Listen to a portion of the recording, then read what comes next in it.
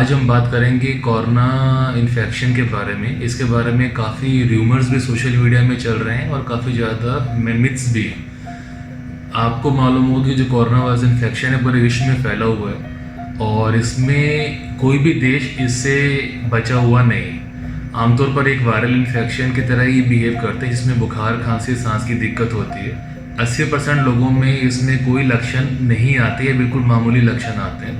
इलाज की जो रिक्वायरमेंट है वो 10 से 15% लोगों को ही होती है और 5% लोगों को आईसीयू केयर की रिक्वायरमेंट होती है। इससे अभी तक कोरोना वायरस का कोई स्पेसिफिक ट्रीटमेंट नहीं है, तो इसमें बचाव ही इलाज है जो हम बोलते हैं वो कोरोना वायरस के लिए बिल्कुल सिद्ध साबित होता है। बचाव में हम बात करते हैं तो सोशल डिस्टेंसिंग बनाना, हैंड वॉश करना, मास्क लगा के रहना, पब्लिक प्लेसेस में जितना कम से कम हो सके जाना और घर से बाहर कम से कम निकलना। घर के अंदर भी अगर आप हैं तो अपने जो सीनियर मेंबर्स हैं घर में, जो सीनियर सिटीजन्स हैं, उनसे थोड़ा सा डिस्टेंस बना के रखेंगे। ये सोशल डिस्टेंसिंग इसको बोलते हैं। कई बार हमको पेशेंट्स बोलते हैं कि सोशल डिस्टेंसिंग के वर्ड सुन रहे हैं, क्वारंटाइन वर्ड भी सुन रहे हैं, आइसोलेशन वर्ड भी सुन रहे हैं, तो इन तीनों में फ़र्क क्या है?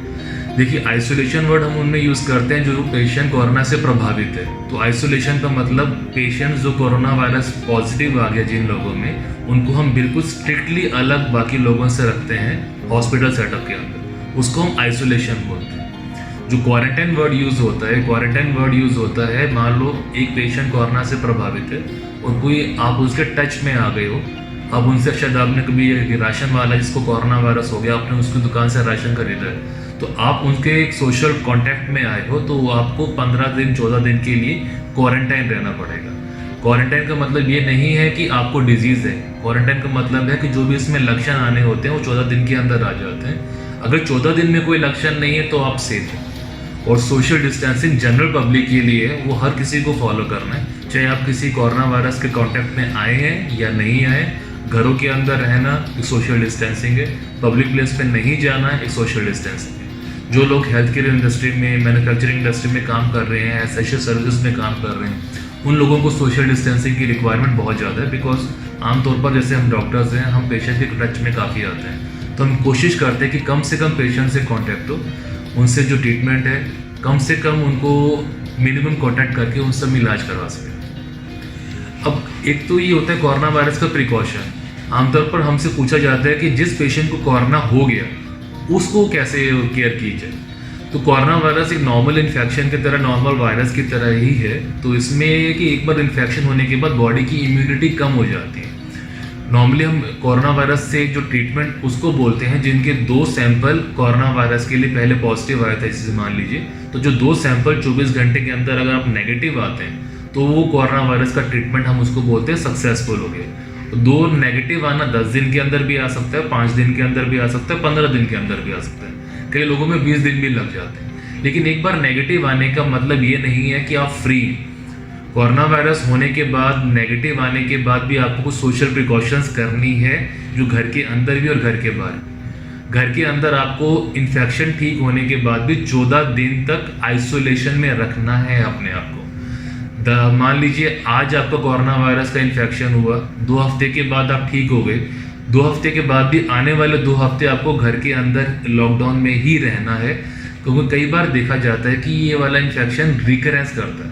रिकरेंस होने के चांसेस बहुत कम है। बाहर देखा गया कि नेगेटिव आने के बाद भी बहुत कम केसेस में पॉजिटिव आ गया है। इसलिए 14 डेज का क्वारंटाइन होना इन्फेक्शन ठीक होने के बाद बहुत जरूरी है। बॉडी की इम्यूनिटी को पूरा प्रॉपर रखें, डाइट प्रॉपर लें, हाई प्रोटीन डाइट, इसमें मल्टीविटामिन वाली डाइट बहुत ज़रूरी है क्योंकि डाइट से इम्यूनिटी में फ़र्क पड़ता है। और कोरोना वायरस से लड़ने के लिए आपको अपनी बॉडी की इम्यूनिटी को स्ट्रांग रखना होता है। ये इन्फेक्शन उन लोगों में ज़्यादा प्रभावित करता है जिन लोगों में बॉडी में इम्यूनिटी कम है, जैसे डायबिटीज़ है, सीनियर सिटीज़न है, ओल्ड एज है, हार्ट की दिक्कत है, एस्थमा की दिक्कत है। तो अगर आपको कोई भी इस तरह वाली बीमारी है जो आपकी बॉडी की इम्यूनिटी को कम कर सकती है, आप बेटर तो यही रहेगा कि उन अपनी जो बीमारी है उसको कंट्रोल में रखें। अगर डायबिटीज़ है कंट्रोल में रहेगा, बॉडी की इम्यूनिटी स्ट्रांग रहेगी, आपको कोरोना वायरस से लड़ने में आसानी रहेगी। अगर हार्ट की दिक्कत है, अगर आप हार्ट की मेडिसिन अच्छे से लेते हैं, दमा की दिक्कत है, दमा की दवाई अच्छे से लेते हैं, आपकी बॉडी की इम्यूनिटी स्ट्रांग रहती है, तो कोरोना वायरस शायद आपको प्रभावित ना करे। और अगर आपको इन्फेक्शन हो भी जाता है तो बॉडी में लड़ने की इम्यूनिटी होती है। आमतौर पर ये देखा गया कि 50 से 60% लोगों में कोई लक्षण ही नहीं आता कोरोना वायरस का, क्योंकि बॉडी की इम्यूनिटी इतनी स्ट्रांग होती है कि ये इन्फेक्शन अगर ये शरीर के अंदर गया है तो बॉडी के अपने सेल से उसको किल कर देते हैं उससे लक्षण आने के लिए। तो ये उन्हीं लोगों में ज़्यादा प्रभावित करता है जिनमें बॉडी बिल्कुल वीक है, शरीर बिल्कुल वीक है। तो जो भी आपकी डिजीज़ है उसको कंट्रोल में रखना है, एक हेल्दी डाइट लीजिए, न्यूट्रिशन पूरा है, घर में मेडिटेशन और एक्सरसाइज जितना हो सके कर सकते हैं, घर के बाहर एक्सरसाइज को अवॉइड कीजिए। हमने कई बार अभी भी देखा है कि इस लॉकडाउन के पीरियड में भी लोग सुबह के टाइम पे वॉक करने निकल जा रहे हैं अर्ली मॉर्निंग, वो एक नेगेटिव चीज़ है। 1-2 महीने के प्रिकॉशन में अगर आपको इन्फेक्शन हो जाता है तो जितना भी एक्सरसाइज का बेनिफिट है वो सारा नेगेट हो जाएगा। तो जितना हो सके घर के अंदर रहिए, जो भी एक्सरसाइज और मेडिटेशन घर के अंदर कर सकते हैं, अच्छी डाइट, अपनी बीमारी को कंट्रोल में रखिए। और घर में कोई भी ऐसा सीनियर सिटीजन है जिसको लग सकता है कि आपको कि वो प्रोन है डिजीज से, तो घर के अंदर भी सोशल डिस्टेंसिंग होती है। ऐसा नहीं कि आपने अपने सीनियर सिटीजन को बिल्कुल बंद करके रखना है, उनसे 6 से 8 फीट की दूरी बनाकर रखें, नॉर्मल बात करते रहें, घर के अंदर वेंटिलेशन पूरा होना चाहिए।